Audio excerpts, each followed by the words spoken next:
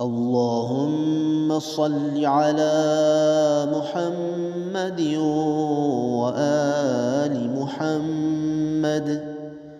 بسم الله الرحمن الرحيم. اللهم اجعل صيامي فيه صيام الصائمين،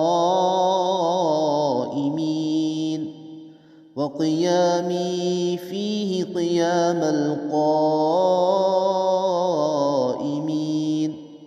ونبهني فيه عن نومة الغافلين،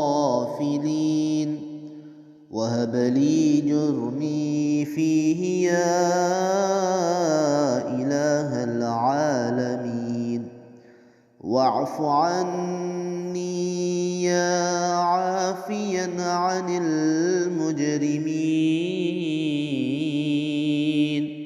برحمتك يا أرحم الراحمين.